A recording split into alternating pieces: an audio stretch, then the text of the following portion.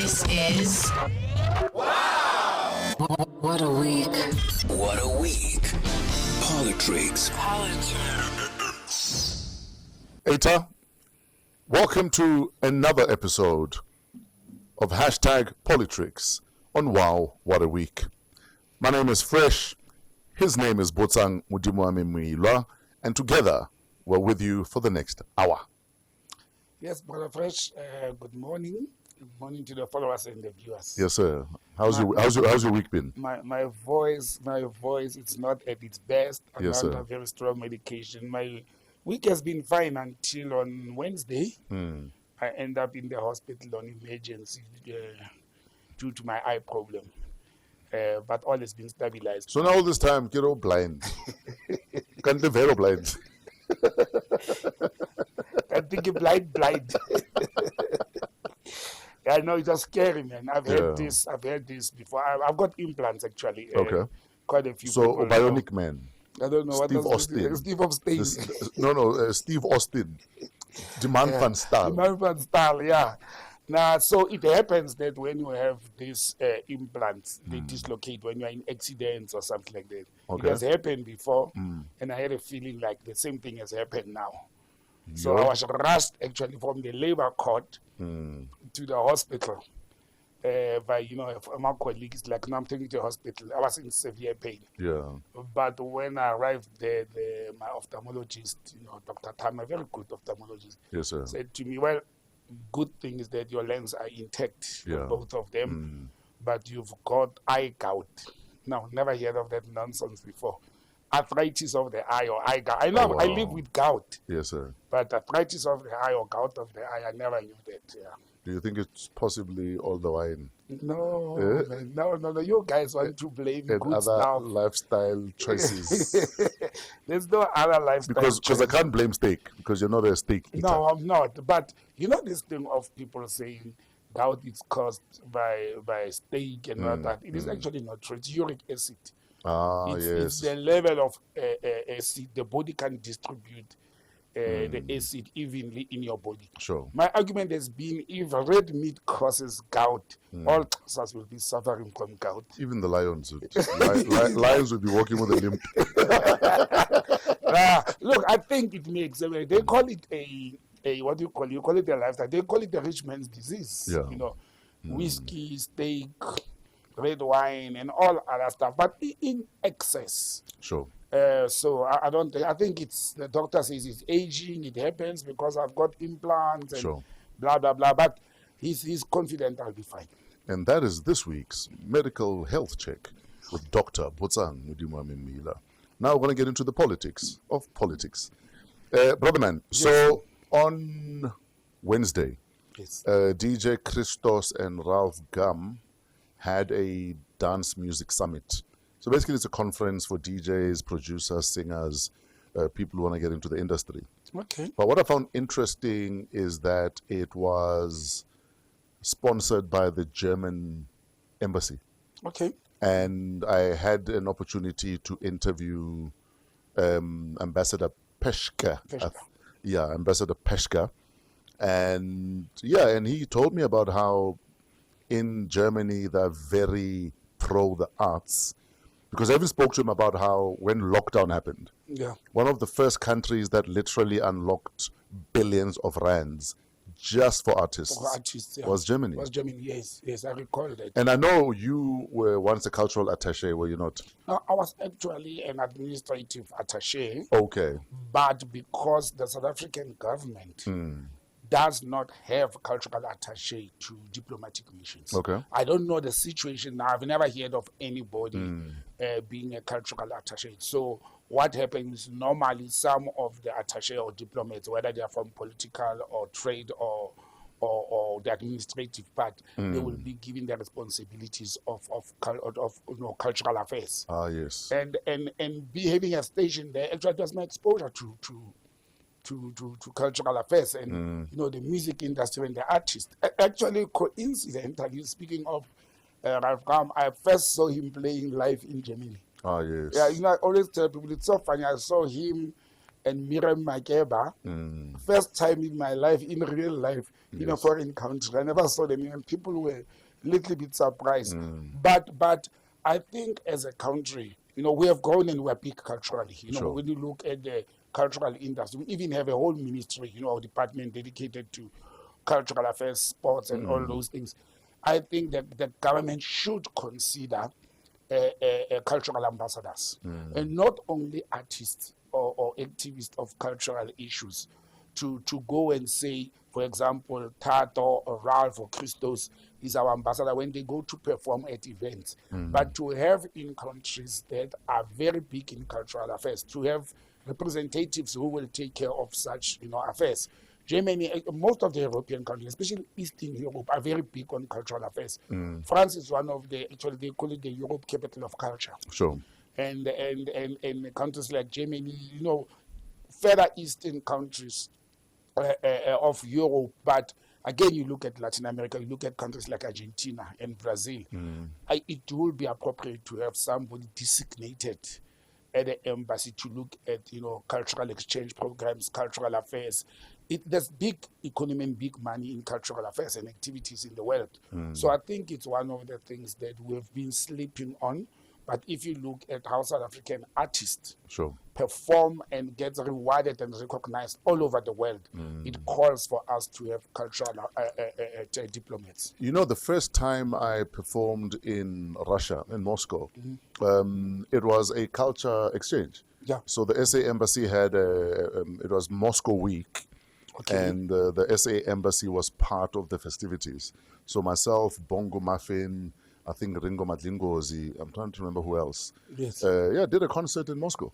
Nice, I think we did a concert and then I played another 2 clubs. Yeah. Now, you see, those are some of the activities. That and this is back in 2004. 2004 already. Yeah, no. I think it's, look, I saw it when I was stationed in Germany, how almost all the old South African artists, when Vusi Mahlasela, Mango Groove, there was a group called Kutu. They told me that the first time they brought Opa Leboko. Yes. Coincidentally, Opa brought me up. He was living there, hostel. And it was just a coincidence that I brought the group Kutu to Germany. And we kept them there. Actually, we even rotated them around the South African, because we had 5 offices: Frankfurt, Bonn, Berlin, Munich, and Hamburg. Yeah. But Don Laka, to this day, he still writes about the opportunities I created and I gave him to perform in Latin America. Because for me, it was about, it's a South Africa week or South Africa event or any or Freedom Day of South Africa. Why would we use local artists? Sure. I said, let's get our artists from home. But a lot of other South African missions were doing the same thing. Sure. But we also looked at tapping into new talent.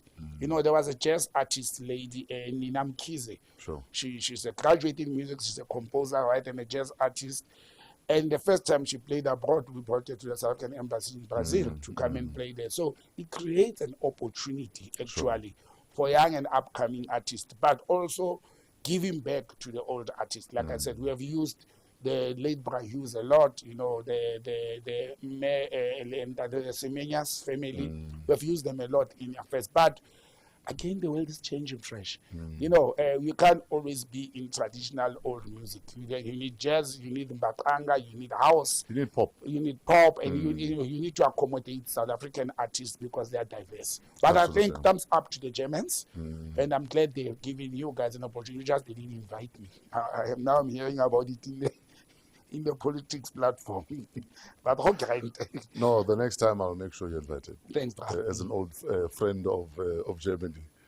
I'm still friends with them. In fact, speaking of the Germans, we might as well go to the stomping ground, Namibia.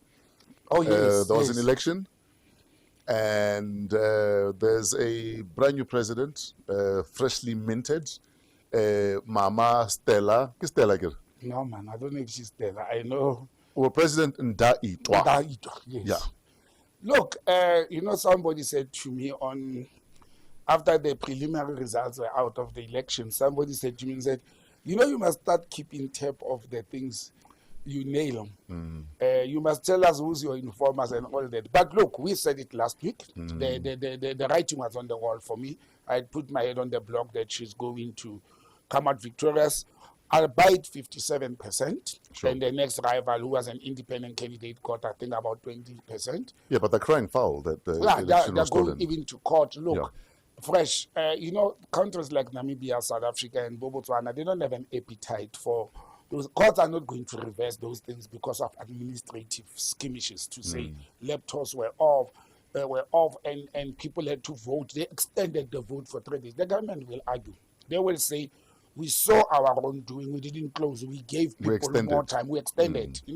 Those So are yes, you're frustrated, but we gave mitigating you more factors. time. Mitigating factors were put into place. Sure. That's one element. But also when you look at the margin, you can't take a dispute to court based on administrative issues, not that votes were rigged or what. The margin is too big, the presidential one, 57 and 20 is too big. Only on the parliamentary votes, SWAPO lost the votes. From the last time, they lost about 10 seats. They only secured, and I said it last week, if they win, they will be about 51, 52%, and they got 51%. Sure. But the most important thing is, thumbs up to the Namibians, congratulations. The second female president in the continent currently after the Tanzanian president. So Africa has only 2 female presidents. I mean, you can see the continent is not moving. It's actually embarrassing.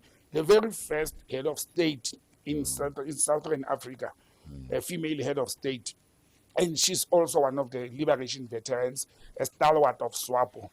I was going to say, as much as I'm happy that a woman president is finally sitting in the SADC region, Kimagriza still. Kimagriza, yeah. You know what I mean? I mean, she's 72. Exactly. And a part of me feels like, as Africans, at some stage we need to realize that the old Bomagriza, my comrade, often come with old ideas and old comradely habits. And they've done their part. They've done their part, man. They've done their part. They fought for the liberation. They were in the trenches. They were in jail. They suffered. It's okay. We appreciate that. We need to move to the next level of generation. And we don't have to move from the 70s to the 30-something-year-olds or the 40s, like the French have a 40-year-old president. We can start 50s at least, drop a little bit. People in their 50s. No, even 40s. Yes, even their 40s. I'm looking at, for instance, President Boko's cabinet. Yes. The cabinet is great there. Minister of Youth is a 24-year-old woman. But what do you need? You need a 24, or you don't want to talk to her peers? How old is the Minister of Youth here? No. I'm not going to say that. She's my ex-boss, and I must be very careful. and she may come back. So I've learned not to talk about ministers. It's not their fault. Yeah. It's the president and the political parties deploying those people. Sure. But at least parties like Patriotic Alliance have come with young people. We have seen some young people in controversies where the EFF has always had young people. It's the liberation movement. That's where the problem is. Sure. But congratulations, President Netumbo Nandi Netumbo, yes. Speaking of serving at the pleasure of the president, our good friend, whom just the other day on our show lamented how she's always been moved from department to department to department. Yes. She's now moved again. From human settlements. I actually was feeling bad. Our show may have caused that. We're becoming comfortable. Move. It's how ironic that it's 2 weeks. 2 weeks ago, or 3, we spoke about how she never finished one term. I think it's the 8th ministry now. But guys, we are speaking about Minister Mamuluku Kubai. Yes. That we interviewed 3 weeks back, I think so. Yeah, she's at Human Settlements, and she was at Human Settlements, but that was like her 5th or 6th. It was the 6th ministry, yes. Ministry that she's occupying. Actually, I went to look at the list.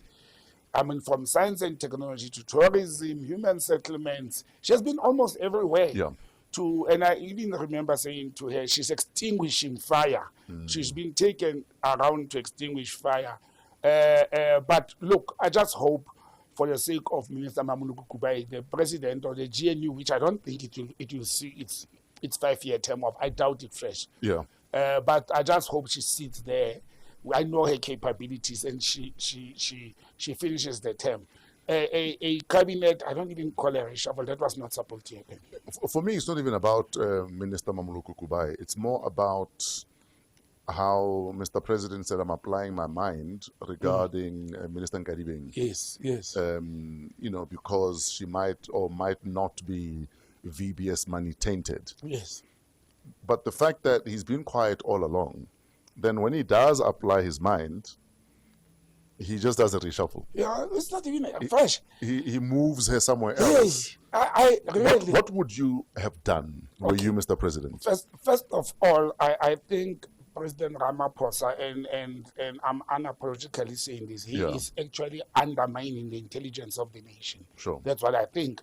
Because if you think a person is not fit for whatever reason to can be a member of the executive, why would you move that person from one portfolio to another? Somebody said to me, Botsang, is it not because of the importance of the portfolio as well as the fact that she may be facing criminal charges of corruption and maladministration and money Then she should not be in any department. Then maybe she should not be in a ministry that is going to oversee the process. I said, no. If you are not fit to hold an executive office, it's across the board. Are we saying human settlement does not deserve a squeaky clean minister? Are we saying human settlement is not important? When in my books, human settlement, it's at the heartbeat of social development in the country, providing people with decent housing, or is that a heartbeat? If Minister Nkadimeng, within Nkadimeng Simelane, I'm still calling Nkadimeng, if Minister Simelane is found not to be fit to can occupy an executive position office, it should be executive across the board. Now, what has happened, I don't regard this as as a cabinet reshuffle. I think what the president has done, after he had told people they must give him a chance to apply his mind on the report he had received, he comes back weeks or a month after and he puts a plaster on the wound. It's more cosmetic. What he has done is a cosmetic thing. There's a wound and you put a plaster on it, or there's a crack on the wall, because there is a crack. In this case, those in the opposition as well as the media have put so much pressure on President Ramaphosa that the cracks are showing of the GNU because of all these other deployments, and they want the head of mayor or minister Simelane. And I think the president didn't act properly. But also, the men are fresh. To just issue as a statement, no media, no questions, and all those things. At the very least, address us. Address the country. Yes, you have been addressing us of everything, even less important things. Now you are changing a cabinet, and there's two changes, because there's something that also happened, and I'll get to that, what's my thinking about in another ministry. Okay. You are changing a cabinet that is less than 6 months old? You are already changing. What informs the president to do that? What is it because of Thembi Nkadimeng or Simelane? If it's because of her, why is she still in the cabinet? And what I'm saying has nothing to do with Mayor Simelane, the person. It has to do with Mayor Simelane, the minister in the cabinet. Sure. If she's being charged, no. She's been investigated. There's allegations in almost half of the cabinet of this country, or 90% of ANC leaders. So are we saying if there's allegations, you should step aside? What happened to their own rule that says you must be charged? Look at what happened to Zizikodwa. He stepped aside, then he gets charged for something else, then he steps aside again. Now the case has been thrown out. The man, and I saw the former Speaker of Parliament during the course of the week trying to pull a Zizikodwa as well, approaching the court to say the state does not have a case, she must be relieved. But the court said they are going to prepare. Now, going back to Messi Melane, I think, Fresh, that the president is bending too much on the pressure from the Democratic Alliance as well as the right-wing organizations and parties. The Ministry of Justice, I was explaining to somebody last night if Mamlukuba is a promotion or not. Yes, it is a promotion. People probably don't know that government ministries have categories and levels. Okay. Even if they earn the same amount of money. For example, in a country like the US and the UK, the Secretary of State, which is the Minister of Foreign Affairs, is the highest ranking minister. In South Africa, our Minister of Home Affairs. That's why when the head of state and the deputy are out of the country, the Minister of Home Affairs will act. It's the most senior cabinet position, followed by defense, followed by justice. Then the others, they've got those categories. In other countries, mainly it will be the military. Okay. Understand? That is the second in charge. So it's a very critical position that Mamuloko Kuba is ascending to, and Kadimeng has been moved to. Very critical. And now you are taking a minister that is tainted with corruption and exchanging monies, unethically. You take that person to a ministry that is crowded and clouded with corruption. Human settlement has big problems. Not the minister. They've got big budgets and big temptations. Yes, big temptations, and not the minister. The ministry itself, the department, whether it's at provincial level, because provinces distribute houses. There's bigger, but there's mafias there. There's bribes, there's construction issues. Now you want to throw her into the deep end while she's having this dark cloud hanging, above her head. And I think it's not fair. The second one is the one of the two deputy ministers that are relatively unknown, that he reshuffled, he swapped them between, and I can tell you what's going on there. It is this tension between the SACP and the ANC. It is the conduct and the tension between President Ramaphosa and Minister Gwede Mantashe. That tension since after the election, the moving of some powers from him to create a new ministry and all that. What is happening? And remember, Gwede Mantashe has been at loggerheads with OUTA, with AfriForum, as well as with the DA. And I think the instruction comes from those sectors to have a deputy minister who will manage. They are trying to manage Gwede Mantashe. That is the move. Okay. That is what is happening there. There was nothing with those deputy ministers. The problem is somebody must watch Gwede Mantashe in that ministry. They are trying to handle him and to control him, especially after the SACP has mentioned that is going to stand on their own. So the two deputy ministers that were swapped, Yes. then, so it's in which departments? It's I know that one they brought one to Gwede's department. Is it energy? Yeah. And then I can't remember where does she come from. It's mineral, I think, minerals and energy. Minerals and energy is one, and then the other one came. They just swapped from the other one. So the things people were asking why that one was happening. Why are we having to go and look at the changes in the deputy in the ministry? But another thing also that is important, that somebody in the cabinet told me, or in the executive told me, how they've agreed to work under the GNU. Where a minister and a deputy minister comes from two separate political parties, it's not like they are deputizing, but it's not deputizing. They are actually almost equal except on rank and salary. Okay. So the division of work, this is what this person was explaining to me, that the division of work is so clear that they don't interfere on step on each other's toes. They work together. So normally deputy ministers will be ceremonial, and they'll be doing things ceremonially. They don't remember they are not members of the executive. They are the deputy ministers.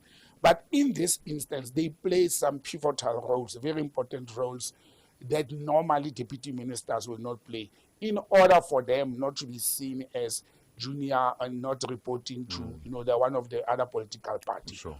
For example, people are undermining the role of a deputy minister, but deputy ministers normally they are in charge, like the deputy president, they're in charge of the department's business. Okay. So entities of government departments, they will normally report to the deputy minister. Sure. Or the deputy minister will be overseeing the entities of government departments. So they have an important role to play, even if they are not members of the executive. But with the GNU, or Government of National Unity, in place, they are also taking care of people from other political parties in order to accommodate them. So that is the situation. Sure. But I still think there's something that I thought about when I came to the studio this morning. Do you remember when President Zuma reshuffled the late Minister of Finance, Pravin Gordhan? There were political parties and even NGOs that went to court. Sure. There's a court ruling in this country where the court had ordered President Zuma to explain to the nation the reasons, Yeah, the rationale. the rationale Yeah. And you know, people do things and they never imagine that it will catch up with us. Now we want the reasons, we want the rationale. President Ramaphosa must tell us as a nation what is the rationale behind him doing this sudden, less than 6 months changes in his cabinet. It is his prerogative, yes, but it's our cabinet. We put them there and he must tell us what's the rationale. There's a court order on that and somebody must just go and uplift it and say, we want the reason. He can't just send us a letter, 3 paragraphs, and tell us he has exercised his rights in terms of section what part of the Constitution and to can change the comment. Why? Why is he doing that? Is he not having confidence and he's swapping them around? He's not even moving anybody out. If Tembisi Melani, the minister, was sitting at home, we will say he is acting because of the allegations that are looming. Sure. We'll even question that to say every time there's allegations, are you going to move your cabinet members? Exactly. Instead, we will question that. Anything that he does, we'll question him. It is our duty to can question if we don't see rationale in what he's doing. And I think that's what the president owes us. Now, speaking of politics, today Ghana goes to the polls. Yes. And you know the challenges there. Ghana has been faced with challenges from independence. The Black South Africa, the first country to can gain independence from the British and all that. But look, this wave, what I'm saying is this, and Namibia just survived this wave of changing in governments, and the you know, Fresh, what you call it, the inflation rate in Ghana, it's over 90%. They are relying on, on foreign aid. That's why their president has been, going to the Americans and the British and begging so much. They are in so much debt that even for the next 15 to 20 years, Ghana will not be able to pay its foreign debt to the IMF and the World Bank. Sure. Now, what kind of leadership leads a country into such a debt? And a rich country like Ghana with gold, with cocoa, and many other natural resources that can sustain that country. The tax is very high. The inflation rate is extreme. The Ghanaians are literally choked in their country. And when President Akufo, is it Akufo? Yeah. Akufo-Addo, when he won back in, was it 2016? Yes. Many thought that things would get better. He'd been trying. He tried twice before he won on his third attempt. Many thought that, okay, finally there's light at the end of the tunnel.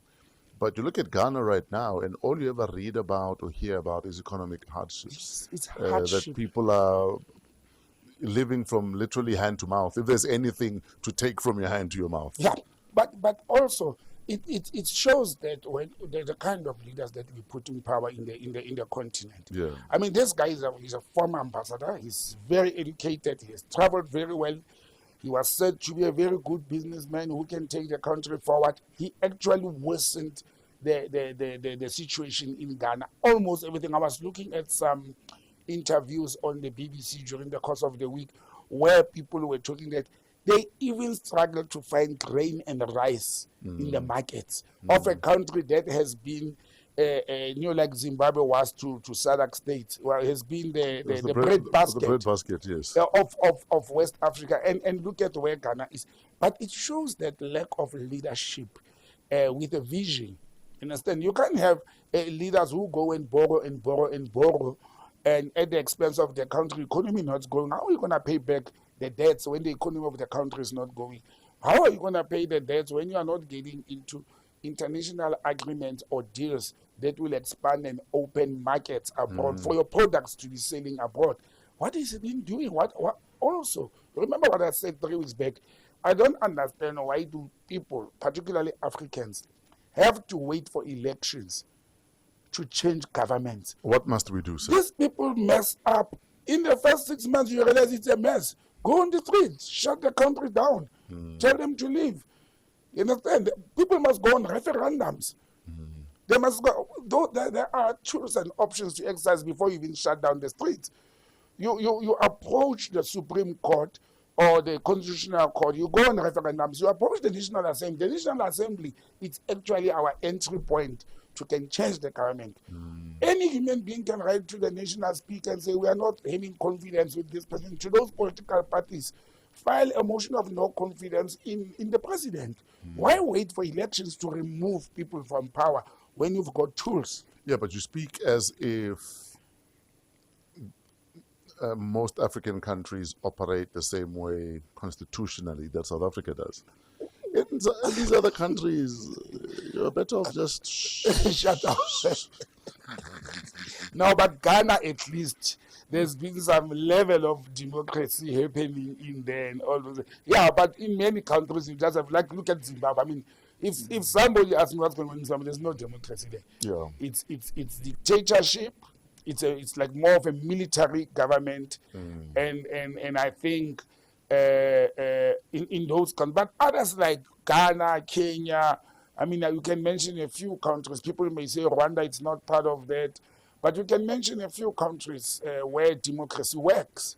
And you know, when they discovered oil fields in Ghana in 2019, you would have thought that now that there's these new revenues coming in, that things would ease up. It's getting But worse. we're here. Yeah. And chances are the young people of Ghana are going to make a decision this weekend that says we need someone else. Exactly. No, I think they will. But remember, they've also been unhappy with quite a number of things he has done in the last 1 year. Yeah. Remember those trips to the UK and the US, and the West is the position that Ghana took with Nigeria against the coup belt countries, Niger, Chad, and Burkina Faso. The Ghanaian people were not happy with that because the youth were like, you are risking our country. We are a peaceful country and don't get involved in trying to put sanctions and fighting our neighbors, on the north. And I think they are not happy. But you see, you mess up with youth, they will remove out of power. Yeah. And the youth stand up and they go on the streets. They get irritated. They are not going to wait for debates and negotiations and parliament because youth want to see the results. They want to see the results immediately. You saw what happened in Taiwan. I mean, one of the most supposed to be peaceful countries on earth. Youth have brought the government down. Yeah. Viva the youth, viva. Sometimes that's the only way it's going to happen. That's for me. It's the only way. And if we are not careful in South Africa, I keep on repeating this. Sure. It will go when you sit with a country that almost over 40% of the youth is unemployed. Some are educated. You are looking for trouble. Absolutely. Let's move to the ANC in KZN. There's been a lot of mutterings this week. There's also the ANC and the SACP. What are your thoughts on all of this shenanigery? Look, with the KZN, it has been looming. You remember Sure. the NEC of the ANC had gone through a process of reviewing their performance during the last national elections. The NEC went through that, self-introspection kind of a thing. Now, one of the resolutions that they came out with there was to also look at what could have happened in the KZN because they lost KZN, and they put the blame on Mkhonto, the arrival of Mkhonto as a party. And then in Gauteng as well, I don't know what do they blame Gauteng on, but MKP also took votes from them in Gauteng. So the NEC of the ANC had given members of the National Working Committee, selected members of the National Working Committee, to go and visit KwaZulu-Natal and engage the provincial leadership there, of which what do you call him, Tolo? Is it Begim Tolo, the Secretary General of the provincial ANC leadership? He came gun blazing. He didn't mince words. You know that even President Ramaphosa has actually given an instruction that his statement, that it was his official speech in the response of the NWC visiting, it must actually be removed from the ANC website. Yeah. Because one, he was saying, if anybody wants to say KZN has failed because of Mkhonto and they were beaten hands down, but even the president and Fikile Mbalula, they must also look at their performance because they lost, elections nationally and the Gauteng as well. But I've heard Fikile Mbalula, the Secretary General of the ANC, talking very strong words, like if the NWC is going to recommend that they should reshuffle or move those people around, disband them. Or even disband the whole thing, disband the whole thing. Yeah. And he's talking more towards that. In my view, I think the ANC is making a big mistake. I don't think it was about the bad performance of that leadership. You can't put a blind eye that Jacob Zuma arrived with some controversies in KwaZulu-Natal that people thought it's a Zulu party, it's stronghold in KZN. I mean, those are the dynamics of politics. I think it will worsen the situation of the ANC. This is my view in KZN. I think disbanding that whole provincial committee will worsen the situation. You will see more of its leaders moving to controversies party as well as the Inkatha Freedom Party. Yeah, but the ANC has said, though, that those that want to leave are free to leave. They must leave now. The ANC is bleeding. They are wounded, and they continue with this arrogance that is not helping them. When you lose leaders, leaders go with followers. And that's something that you can't undermine when you are bleeding. When you are an organization that is trying to reinvent itself, you still want to hoard and keep people who have been accused of corruption and maladministration, the people you are supposed to be getting rid of. Now you take people because of performance that you are supposed to do, to coach, to counsel, and to give support for better performance. You want to disband them. I don't think it's a good idea. And I wonder what is the feeling of the ANC members in there. But then to add, I want to see what they're going to do in Gauteng. Gauteng it's a very different ball game. And if they want to disband KZN will lament and say, you must disband Gauteng as well. And both may say, even National must disband. Maybe the ANC must disband on its own and close books. But there's another element. They are long-standing, former think tank of the ANC, South African Communist Party, has finally, after years of threats, decided they are going to contest elections. So we know that the next... So basically, they're not going to get a seat then, is what they're saying. What do you mean? What makes you think they're not going to get a seat? Do you think they're going to get a seat? Fresh. People are very upset with the African National Congress. And if you look at how things have been going with Solima Paila exposing the true agreements of the GNU and the fact that this GNU did not happen only because of the loss, it may have been engineered years back to say South Africa must go to that direction. There's a lot of people in the ANC who are very upset, who are saying, I'm not going to go and join controversies of Jacob Zuma. I would rather stay in the ANC or abstain from voting. And that's where the South African Communist Party will tap, especially at local. I don't know how to talk about national because the next elections are local government elections. And the SACP is claiming to be, at the hardcore beat of the poor of the poorest, which is national. And I think they will get some seats in municipalities. I think they will. Okay, but not in the National Assembly. Now, it's too early to predict that at the moment. Let's go into local elections and see how they perform and what they deliver in those seats that they will get. And then it may give a picture. But again, I've got a conspiracy theory on that. Let me tell you what may also be happening. ANC people are not stupid. They are very smart. They may have realized that they are going to lose their members who are hardcore members, who are angry and what. Remember, they had a meeting with SACP a week before this decision of SACP. Immediately a week after their meeting, the SACP announced that they are going to contest local government elections. My thinking is they may have agreed to say, let us split to contest so that those people that are upset with the ANC of Ramaphosa, in inverted commas, let us not lose them to other parties. Let's give them a place to go resting. Let's give them a place to wait. A place to wait. Yes, and because there's nothing that makes the SACP not to work with the ANC. You understand? The ANC, the SACP will then, after pull a Jacob Zuma, an MKP thing, and say, we are here, let's work together. These are the conditions that we are having. They will do that. They will say, we'll go into a local government together, but we don't want the Democratic Alliance. Go with us, like they've done in the provinces. I think it's the strategy not to lose angry, hardcore members who are said to be communist or leftists in the ANC. They must not lose them to anybody else but to the SACP. That's my thinking in observation, because why would this happen a week after they've had a meeting, then they comfortably announce this? Do you believe they have enough of a constituency, though? They don't at the moment. Remember the constituency of what they call the Tripartite Alliance, SACP, COSATU, and then you add others like what you call it, the SANCO and all that. Yes. It has been based in a whole drum, everybody inside the same pot. You understand? At the moment, I don't think they will have, but because of the happenings, if they would have tried to do this 5 years back, I would have said they don't have constituency. But because of the happenings in the country and within the ANC, they may benefit from that. Absolutely. So one man's poison is another man's bread. And I think they will benefit from that.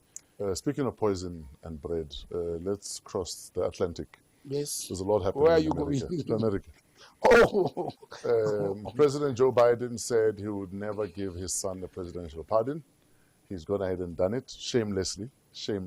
Yeah. Trump is busy making threats to BRICS.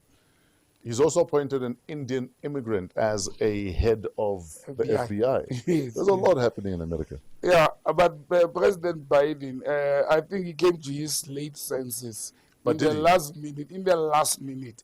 I don't know what is he trying to do with this whole thing, because legally, it's so obvious, because he has said it no over 5 times, Fresh. Over 5 times he has said no, and he didn't say, I don't want to get involved, I'm not interested. He said, no, I will not interfere, and I'm not going to pardon him. But I think he's taking chances. I don't think he will get away with this. I saw one report from a judge of the High Court in the U.S. saying President Trump must act now. Actually, President Inca must act now. He doesn't have to wait the 20th of January to can deal with this. There's a legal hold to can do that.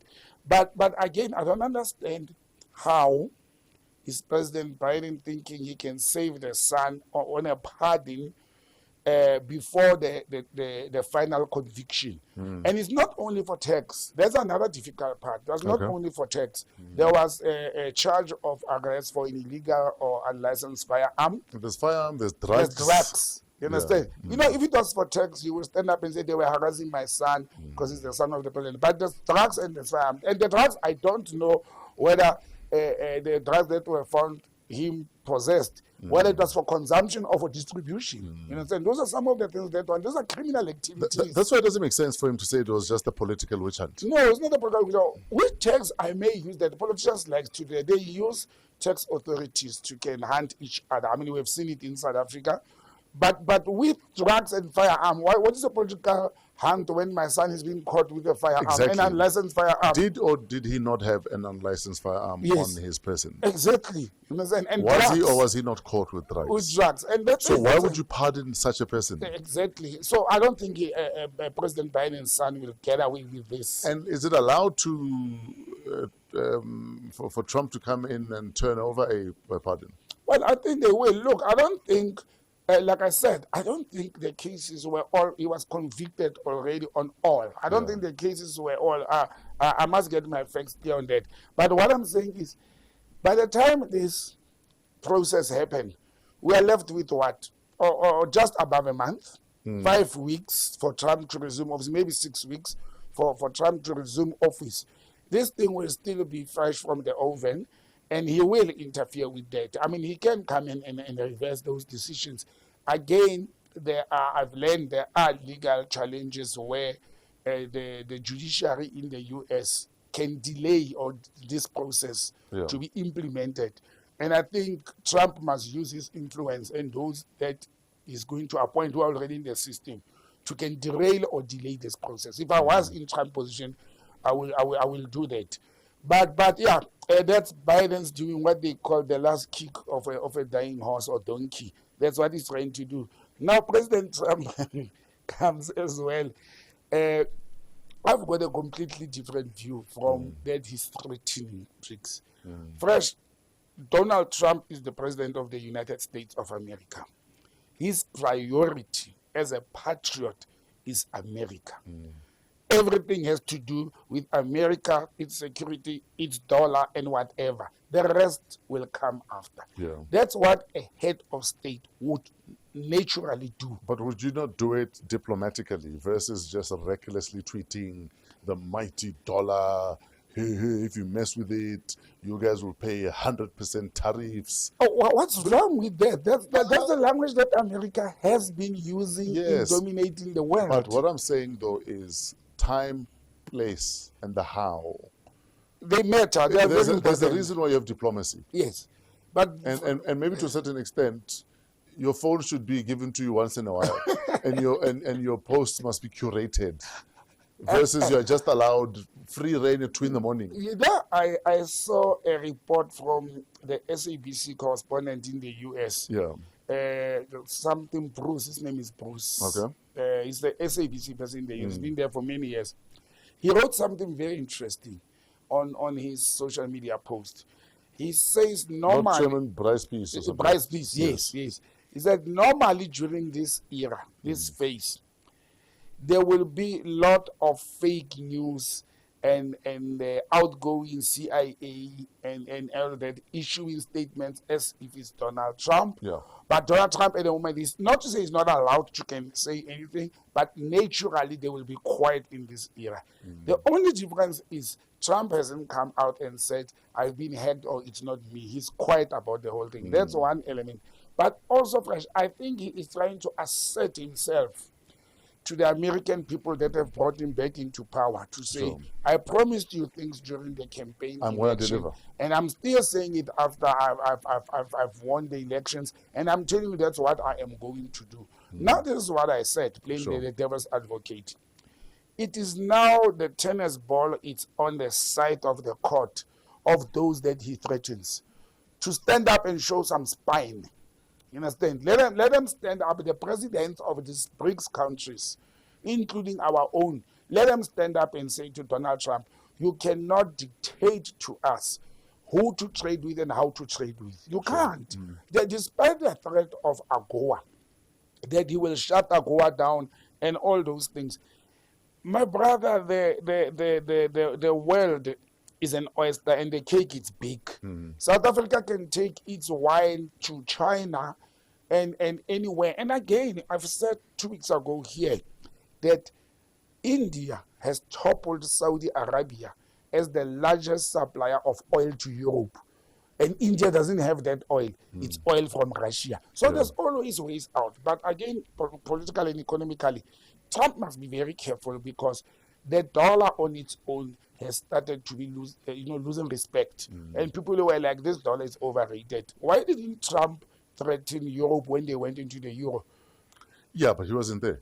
He found it there. Yeah, but he's trading with Europe and they're trading amongst each other. The euro member states have a currency called euro. But he found it there operational already. Yeah, but why is he not saying trade with the dollar? He can change. He can tell them trade with the dollar. Because he knows he can't afford to upset the status quo. But he can afford to decide what is going to be the new status quo. Yeah, but why should he want to upset the why does he think Russia, China, India, Brazil plus and South Africa they don't want to do something that will benefit them?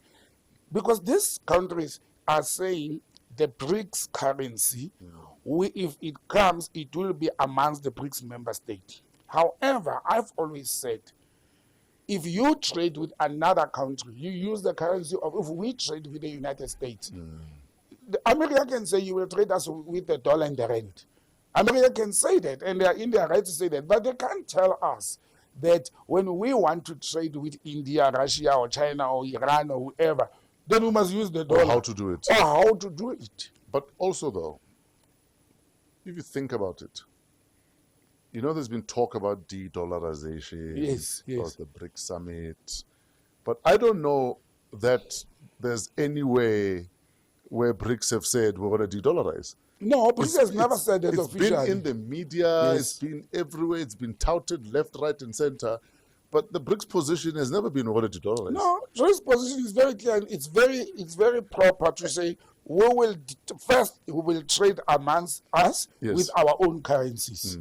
The second part is once we are ready as a BRICS nation, we will have to create a currency that will trade us up. This de-dollarization has been created by the media, and the panic of the U.S. Yes. is the panic of the U.S. that says they cannot just push the dollar aside as if it's a non-entity. Sure. And it's created by that. But South Africa's even denied it, though. I mean, after Trump decided he's going to say bilateral, South Africa came out very fast. Yeah, Very fast and said, no, it's not like that. We never said we want to come up with an alternative currency. But you see, we are the weakest link. I've said it. South Africa is the weakest link of BRICS.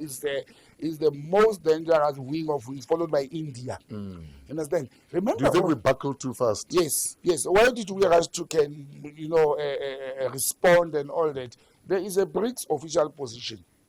Let BRICS answer, because he was attacking BRICS.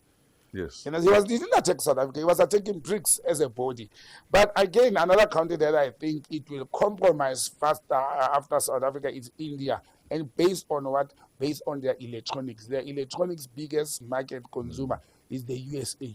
And we know how Modi and his cabinet are very soft when it comes to United States of America. I mean, we have seen how the Indian government has also compromised when it comes to land occupation by the Chinese, the occupation of Tibet, and all those things. They've been quiet about the islands and areas that are still occupied by the British, the former colonizer. So it is not going to be, and anybody in BRICS who actually ever thought it was going to be a smooth ride towards a BRICS formation, BRICS growth, and BRICS currency. I did not expect it to be a smooth ride. It's going to take years, and it's going to be a very hard road to travel.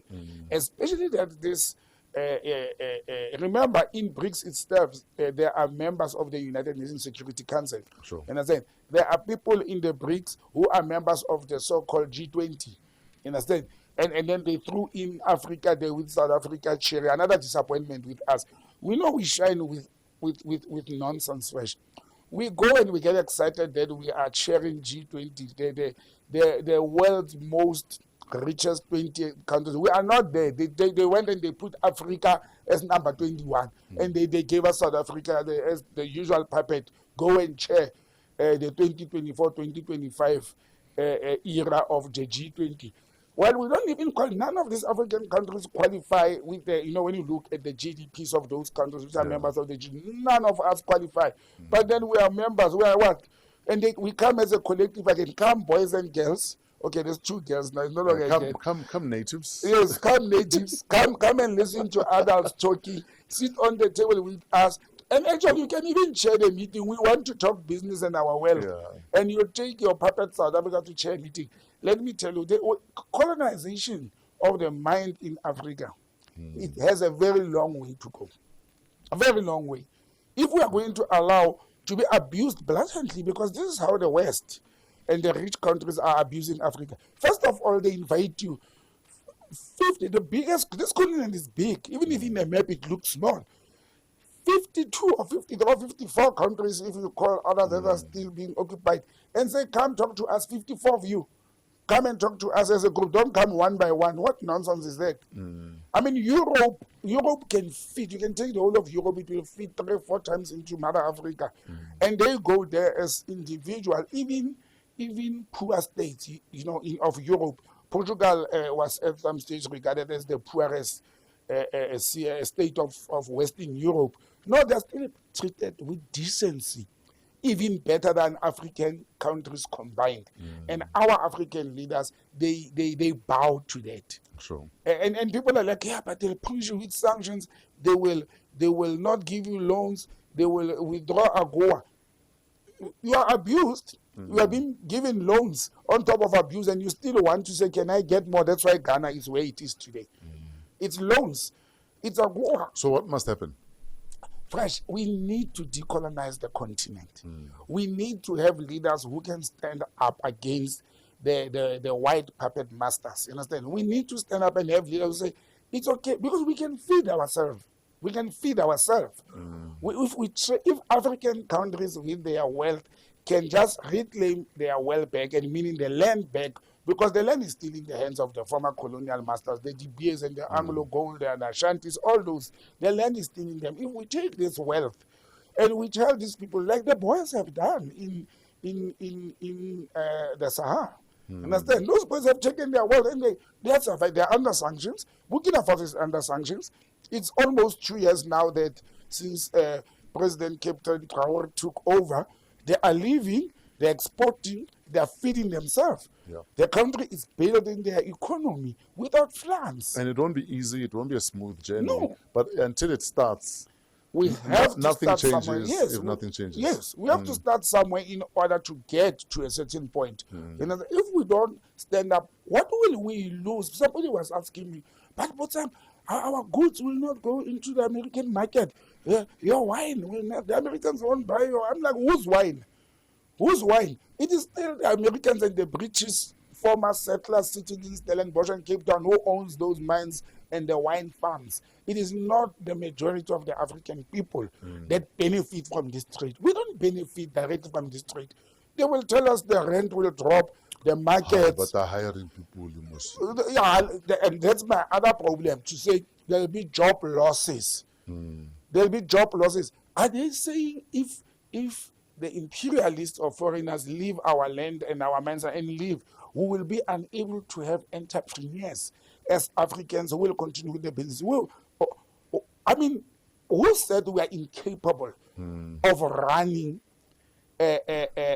businesses or manufacturing or industries on our own without the aid of foreign countries? Who said we can't mine? The Zamazamas are showing us. Zamazamas are actually a classical example that given a fair chance, what we are capable of doing, they are doing it even under hardship, without equipment, without rules and regulations. Imagine when there's equipment, there's support, there's rules and regulations, there's a government that will support its people. I mean, people must not create an impression that before colonialism and the so-called foreign direct investors came to Africa, and they are continuing to come now to recolonize us through the economy. It's an economic colonization element. They must not think like Africans were just sitting here waiting for a lion to pass and all that. I mean, did they think Africans did not have anything to do? They couldn't farm. Yeah. Exactly that. Huh? We built the pyramids. We're out of time. I think let's wrap it up. Okay, Where do we find you on social media, sir? Okay, botsangm@gmail.com. And also on social media, it's at botsangm on all social media handles. And then on WhatsApp, it's 082-485-9100. I must say thanks to the followers of the show. The books are flowing. So the books are going? They are going to as far as University of Venda, to KZN. That's amazing. To Australia. And there's one of our biggest followers from, what is this country? Dominican Republic. Ah, that is so dope. She has ordered 5 books for family members. Oh, nice. Some are in France, here in the Dominican, and some are in the US, covering all the costs for that. So it has been good, and you know, the comments and the response of the people, I like it. I saw somebody saying, after watching #PoliTricks on WAW, I don't watch news anymore. I wait for Fresh and Botsang. They can cover what happened in the world during the whole to sum it up. Yes, brother. Absolutely. Thank you very much, brother. Thanks, man. my brother. Yes, sir. And we are done. Another one in the bag. Thank you for liking, for subscribing, for sharing. Copy the link and send it to a family member or a political party member of yours that you feel needs to get the 411, not the 911. Although often, because of the 411, you have to call 911. On that note, we are out of here, coming to you from Rockets Media in Bryanston. Check them out, and it's an incredible studio. You might want to use it for your event or to record your podcast or your DJ mix. Rockets Media. We're part of the Africa Podcast Network. Email us at waw@africapodcastnetwork.com. Shout out to Pezulu Works for all of the cinematography and to our executive producer, Kiletso Modisake. Till next week, from Fresh and Botsang, have a WAW week in spite of yourselves.